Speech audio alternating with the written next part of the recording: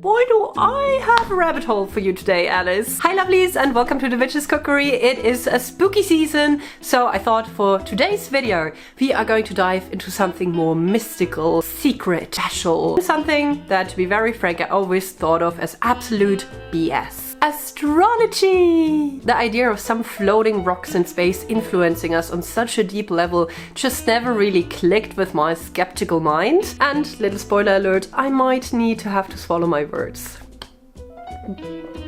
You're never too young to learn something new, so I called the wonderful Helena Woods, fellow YouTube creator and a wonderful human being, and asked her, can you do my natal chart reading for me? And lucky for you and for me, she agreed. This is gonna be a long one, a deep dive into astrology. Helena, please enlighten us. What actually is astrology? Astrology is the correlation between celestial bodies and earthly events. It's not so much like the sun sign column in magazines or like horoscope columns in Cosmo. Those types of things came out starting in the 1950s. Astrology actually dates back to 1st century BC, and this was like founded in ancient Mesopotamia, and so that's the type of astrology that I study. And what zodiacal releasing is based on is the traditional astrology techniques from the Hellenistic time period. So the lovely Helena specializes in two subcategories of astrology. One is astrocatography, where she can pinpoint where in the map you should be to meet the love of your life, thrive in life, in business, or in general find your life's purpose or happiness. And the other one is zodiacal, zodiacal. Zodiacal releasing. That one. Very fascinating subject, but what does it entail? So zodiacal releasing is an ancient timing technique that times the chapters of a person's life. Looking at this map, which is basically a list of dates, you can see a person's whole entire life story. And then you can see when there were culmination periods, when things were kind of culminating and there was a climax of events. You can see when there are positive times in a person's life or more challenging, unpreferable times of heightened importance where someone was really busy or active or they had defining markers or milestones in their life story. And when I thought further about it, I was like, well, does it mean my entire life is already planned and mapped out? Am I just a puppet of the universe without any free will? The thing about with free will is we have free will. We can make our choices and, decide how we feel about things and where our energy is going toward. We can absolutely choose all of that. Zodiacal releasing is definitely one of the most out there techniques in astrology because it deals with a lot of issues around fate and free will and predeterminism and how planned is our life, how planned out is our purpose here on earth. When I first started learning about this, I had kind of this philosophical crisis of like, how much is this free will? How much is this predetermined? And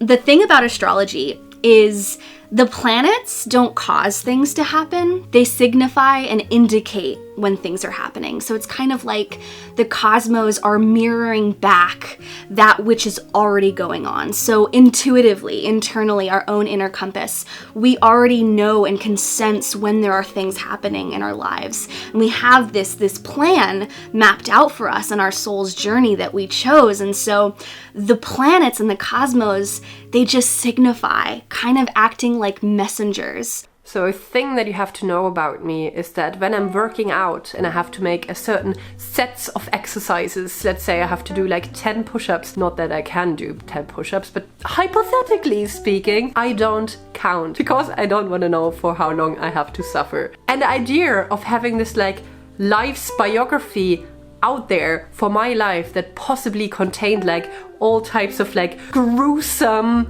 dark chapters full of struggles and bad stuff. I wasn't really sure if I really wanted to look into that. It's really wild. Like, I predicted that I was gonna get COVID months before I did, just based on a specific day. I had a really gnarly transit and my worst zodiacal health period like aligning together on a specific day, and I was like, I'm gonna get COVID on this day. It ended up happening. It was brutal for that full 2-week transit. I ended up getting in a car accident on the literal day I thought I would, because basically with astrology, you can see, you know, cars with, you know, different houses. You can see the relationship they're making. It's wild. It's wild. That's the thing about astrology, and like people who go into astrology, astrologers, right? It's looking at the good and the bad. And the thing about astrology, when we look back at, you know, ancient Mesopotamia and the Hellenistic time periods, is like a lot of astrology, what it was founded on was predicting like famine and death and like terrible wars and, you know, collapses of kings. Like that's what astrology was really founded on and why it was started. And so a big part of astrology, you know, is like looking at the good and the bad and just kind of taking it for what it is, which is why I love Stoic philosophy, because it's really helped me kind of like look at life from this lens of neutrality instead of like being swept away in the emotions of it. Because, you know, when you're looking at astrology all day, it can be very hard to stay very neutral. I was mind blown how Helena could just point out things in my past, the divorce of my parents, falling out with friends, the quitting of my job, moves. But obviously you can not only use astrology to dig in your past, but you can also look into the future, and that is not for the faint of heart. Like you said, it was a difficult time. Oh yeah, 2009 and 2010. Had a huge falling out with like my friend group, like huge. Now we're like good again, but like there was a year basically where we did not speak, or we were not like hanging out. Oh my gosh. That's super interesting, because for you, your Mars natally, the hardest planet in your chart, which is what was activating that period for you, is in your 12th house. 12th house being isolation, loneliness, to an extreme end. Like when we're looking at like history and political things, it's like banishment, like being banished from the group. Like it's the 12th house is the period of isolation. So it can be very much, it could feel a little bit darker for sure. It was 2009 to 2010. And then you don't have any more of those periods until the next chapter. That's not until 2034 you won't have another more negative time. So really, now this is really positive. And I like to use the analogy of like if you saw a storm coming on the horizon and you're sitting down at a cafe enjoying a nice cappuccino, you wouldn't want to just like freak out. You'd kind of want to know, okay, it's coming, so I can prepare for it and I can plan for it in advance. And that's the great thing about astrology, is it's really the study of fate and life events in correlation with the celestial movements and the bodies. So if you're now, heck yes, I'm gonna pack that umbrella and I'm gonna enjoy my coffee inside, you could go down to the description box and check out Helena's website that I linked there for you in case you're interested in getting a professional reading done for you. Or, of course, if you wanna go ahead and learn that all for yourself and dive more into astrology, what it entails, how to read your natal chart and all that jazz, Helena has some wonderful book suggestions for us. Astrology Made Easy by Yasmin Boland is a great first book for a beginner to kind of understand their natal chart, the houses, the rulership, all of those different things. If you want to do a deep dive in advanced traditional astrology, Hellenistic astrology, which is what I study, I recommend Chris Brennan's book, Astrology, the Study of Fate and Fortune. Well, and then it was time for her to dissect my entire life, peek into my future, and dig around in my dirty past. And all she needed for that was my time and date of birth, as well as where I was born, in order to get my natal chart. This is a snapshot of the moment you took your first breath. This is where all the planets were at the exact time. Here's your zodiacal releasing. This is your life biography. Zodiacal releasing divides your life into chapters. It's kind of like your life is a book.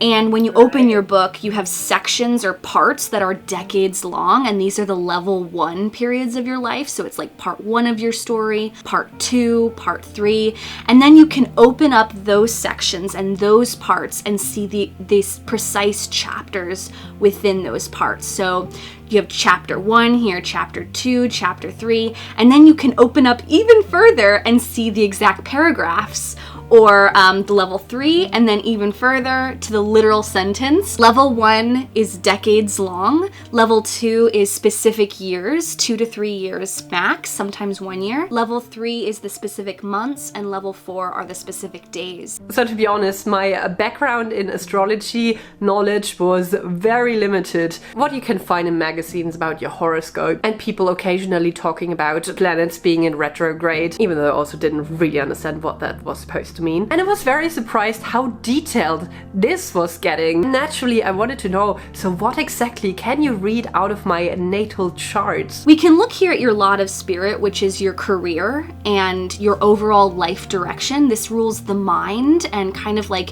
your free will, your mental energy. That's lot of spirit, which I find to be the most important in terms of the 3 lots. We also have lot of fortune, which is the body and health. These are things that happen to a person. And then we have a lot of eros, which is love, marriage, and relationships. Now, after I had stared at these charts for about an hour and they gave me major anxiety flashbacks to math class, I wanted to know, how exactly do you read those? So, with astrology, houses are a really important part of our life story and the events that take place. I like to use the analogy of a play or a theater performance. You have the actors, which are the planets. The planets are the actors or the performers, and they are performing in a scene or a setting, which is the house. The house shows the area of life in which that actor is performing.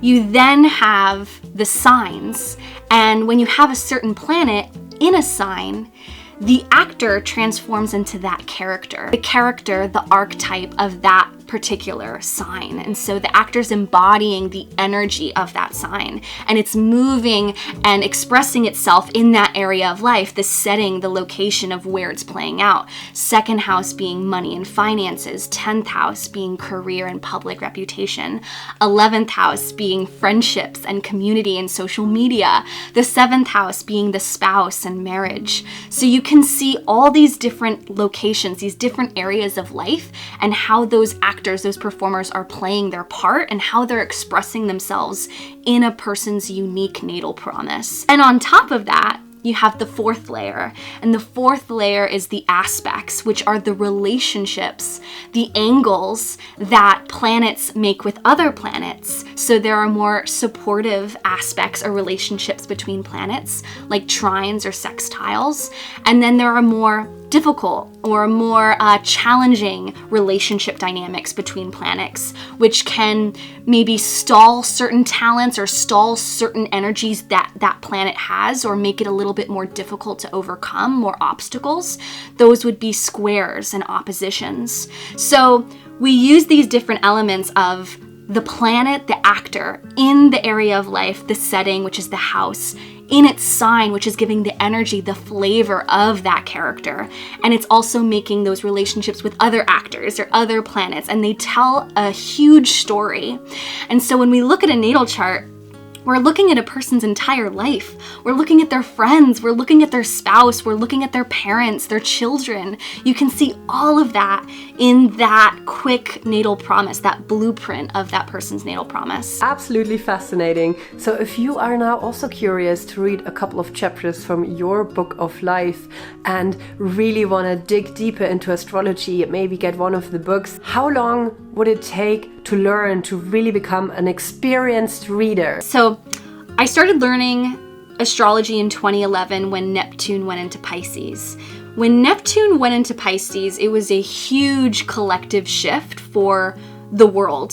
Basically, a lot of people started getting into law of attraction, manifestation, more new age topics. 2011 was really the time when people started really getting into those topics. And so I was one of them. I got really, really into astrology in 2011. And then in 2018, I started learning about astrocartography and just really fell in love with Hellenistic techniques and travel and relocation astrology. But it takes a lot of time. I would recommend starting with books. Start learning, with books. I definitely don't recommend just going to TikTok because there's so much depth and nuance and complexity to astrology. And so reading about it, watching in-depth long videos, or taking a class. I recommend the Astrology School for anyone who wants to learn this stuff.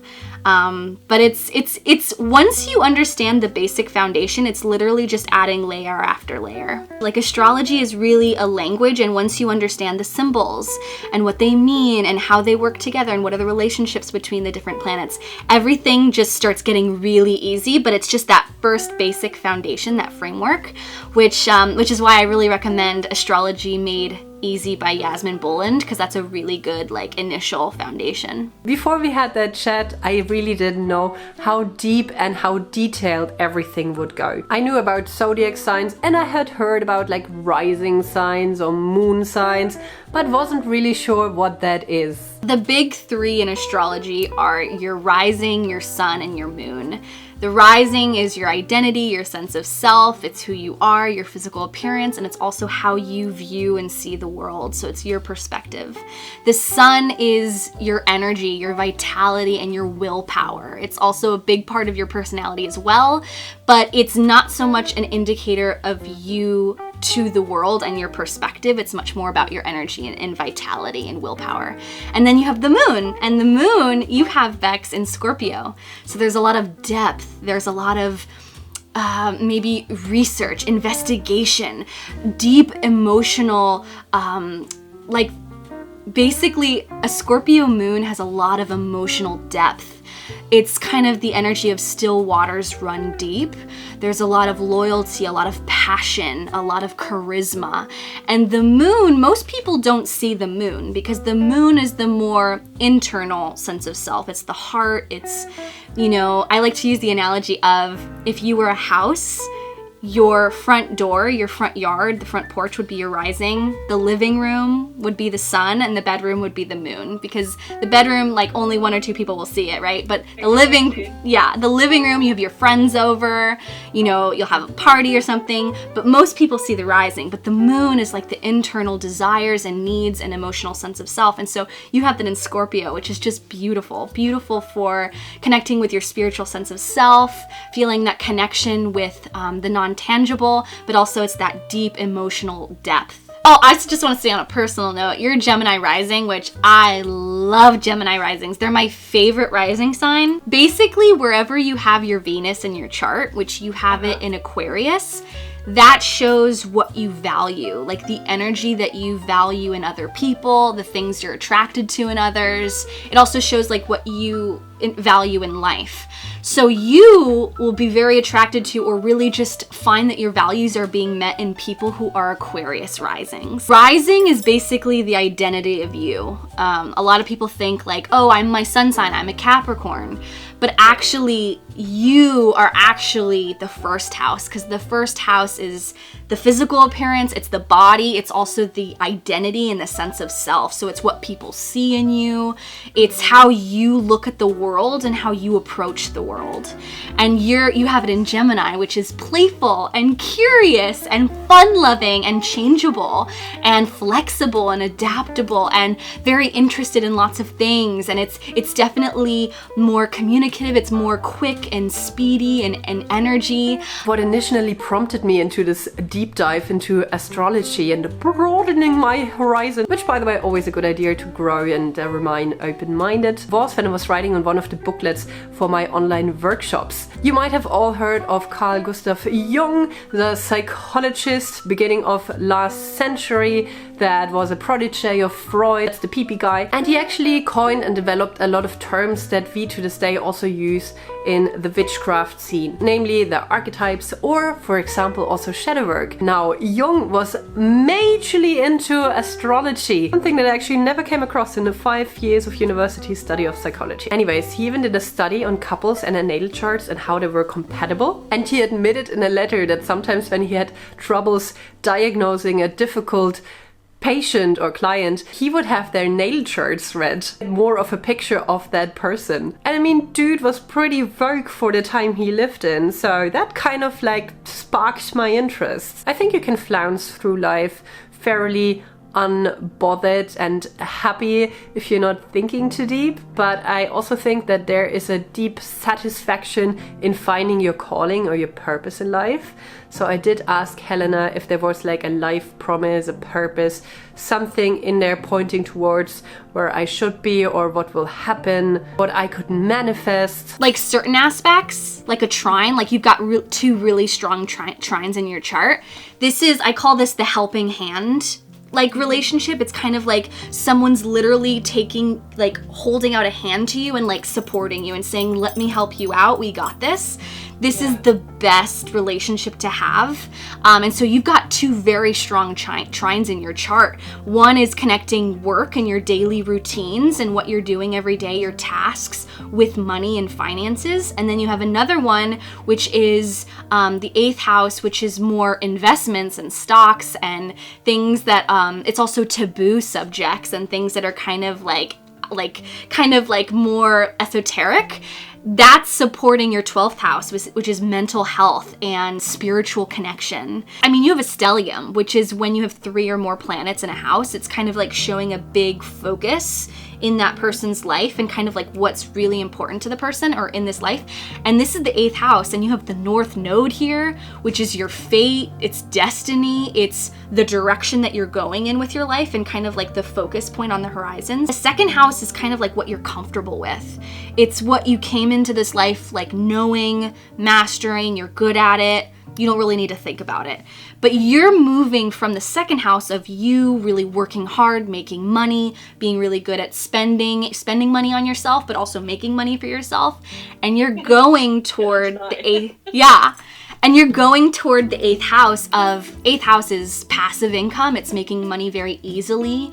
It's like the partner's money. It's inheritance. It's making money from like other sources that are just kind of more, it's not really you doing it. It's like it's flowing in. Yeah. But also 8th house is the more esoteric. It's the non-tangible. It's the non-plan and structure, which is the 2nd house. It's much more about like thinking beyond a bit. I'm really curious though, because we have some interesting things to talk about. Did anything happen the final week of June? Reason I'm asking is you had a major peak period on a level 4, so this was like a specific few days that this took place, but not only that, this was also a loosening of the bond, which a loosening of the bond indicates either a big up level, like you're moving up in some way, like a kind of promotion or taking the next step in some way, or it indicates a big pivot in one's life direction, like going in a completely new direction, letting go of something. Could be like a mental redirection or mental refocus. But did anything happen that specific week? Well, Helena was doing the reading. Luckily, I recorded because I have a memory like a sieve. And with a lot of the dates she threw at me, I had no idea what happened back then. But luckily, I'm a little journaler and writer, and I occasionally keep a diary. And also thank God for technology trying to spy on us all the time. So it's kind of like easy to go back to your Google Maps and see what you did on specific days. Look those dates up in my diary, and you know what? It was the time when I booked a retreat location for my first retreat. When I decided, hey, I don't only want to do YouTube, I also want to build this retreat business, this community. I want to bring people together, and I want to dive headfirst into this new adventure. The specific times that were really important were December and January, 2019 to 2020. And then the other one would have been November 2020 into February of 2021. So those like few months were like really important of things that took place for you. Was another interesting one. The reason why you are watching these videos here is that I quit my job and decided to move to Germany. December, January of 19 to 20. Very spontaneous, my lease wasn't even up in Madrid yet, but for some reason I was drawn to being here, going back into my grandma's old house and building a completely new life here. When I started YouTube, obviously it was first kind of a creative outlet, but I poured like 80 plus work hours in it a week, and I was like, hey, I cannot keep that up if it doesn't deliver at some point. So I did set myself a timeline, and I was like, you have to be monetized within like 4 or 5 months. November of 2020, that happened for me, and my channel grew massively until February with a couple of videos that I put out that a lot of people found interesting about witchcraft. I looked at your natal chart before we got started, and your career, kind of like your public reputation, what you're known for in this life, is connected to the third house. And the third house rules writing, communication, and sharing ideas with people, like sharing information. And it's also being a teacher is the third house. But I mean, that's kind of what I'm doing. Yeah, totally. And not only that, you have Jupiter here. Jupiter is your most positive planet in your natal chart, and it shows Jupiter in the third house is talking about a lot of different things. It's Jupiter is expansion, it's growth mindset, it's going in a lot of directions. It's very big energy. It's the energy of wanting to know everything about life. It's like the great cosmic quest, wanting to seek knowledge and information and from a place of wisdom. And so with Jupiter in the third house, this is you creating or sharing or talking about a lot of different things. And it's also, a lot of good luck for you in this area of your life because it's your most positive planet in your chart too. So it's like there's a lot of support with writing, sharing ideas, speaking to others, anything like that. It's a big part of your reputation and kind of like what you're known for. I now see the appeal for people in astrology. It feels like a nod from the universe that I'm on the right path. And yes, where I'm now in life, it really does feel like everything like came where it should be. I absolutely love my job where I can like help educate other people in some ways, where I do my workshops and online classes, retreats, which are bringing me an insane amount of joy. Of course, I'm writing on my book, so yay, natal promise fulfilled. Oh my gosh, and you know what's crazy is for years I was afraid to do this because I didn't want to it was such a hobby and such a passion of mine, and I didn't want to turn it into like income.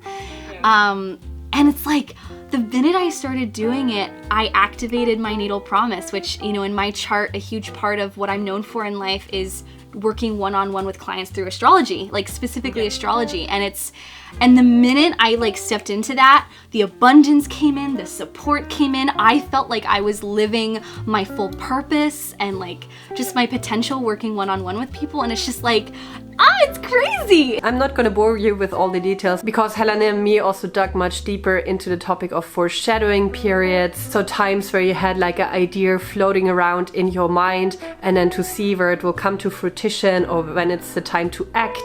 And when there's the period after, when it all calms down a little bit again. But I definitely used it now to accumulate a couple more ideas for my business, for my personal life, did some notes in my calendar. Just, you can always try it. Am I a complete believer in astrology now and will plan my entire life according to that?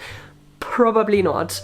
But can you use a tool when it's handed to you just to see how it pans out? Yes, you can. Astrology is really just a tool, you can utilize preferable times to do things that are really exciting or really in alignment. If you have certain positive planets transiting through your 9th house, traveling internationally is going to be very successful.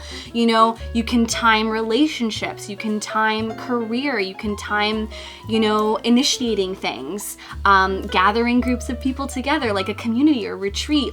You can see when certain areas of life are activated and by which planets, more preferable or unpreferable planets, and you can kind of plan ahead so you can really utilize and take advantage of what is working for me right now in my life. I also had a couple of personal questions. Yeah. If it's too specific, that question. Yeah. But for example, I have 2 kids, right? Can you see if how many you will How many you'll have? Yeah, so I would look at your 5th house, and the ruler of your 5th house is Libra, so Venus in the 9th. 9th house is foreign lands, traveling, So there's a connection with your children being in the 9th house of like international traveling, foreign distance. Now seeing that my kids have 2 nationalities and fly back and forth between Germany and Spain a couple of times a year, that kind of seems accurate too. Let's see how many. I wouldn't be able to see. I mean, I think there are definitely techniques where you can see like how many divorces there will be, how many marriages. For kids, I would really look to see if Jupiter was here. Jupiter's not here. I can see when someone might be more like fertile or more like active in having children, like when that will be easier for someone. October 2nd, October 3rd. Specifically, the day I like the most is October 4th, because your Venus is going to be at 6 degrees Libra in your 5th house of children and offspring and sex. And it's going to be exactly making a very strong trine to your natal Venus at 6 degrees Aquarius. So it's by degree, at 0 degrees, it's going to be making a strong support and trine. Moon is also going to be on your Venus at 5 degrees, so it's 1 degree off. That is beautiful. October 4th is a day I really like for you, but basically October 1st through the 5th is going to be nice. And I think the universe just wanted to make sure that I'm completely convinced. So today is the 4th of October. And guess who returned today after a month of blissful absence? Auntie Flo is painting the town red again. Sorry, couldn't come up with a grosser description. My period. So what's my takeaway from this? It was a super interesting experience. I see the value now in it as a tool. I don't think I will become like super obsessed with it, but I did buy the book. And I would love to hear what you think about astrology. If you had experiences with it, if you maybe had a reading, is it yay, nay, or something that you still need to research? This is my favorite spiritual tool because I'm also very like left brain, like very much like I like logic, I like realistic things. And so for me, this is the tool that I gravitate towards most because it makes sense. Book a reading with me one-on-one. I have a ton of blog posts on my website, helenawoods.com. You can book a reading there on my website. I specifically specialize in astrocatography, which is travel and relocation astrology, and then zodiacal releasing and more traditional Hellenistic techniques to predict things that are going to come in the future and also look at your past and your life biography. And yeah, I also have a YouTube channel called Helena Woods, and I occasionally post astrology content on YouTube at Lena's Light. I wish you the most beautiful day, and next week I shall be back with a cozy vlog. Goodbye!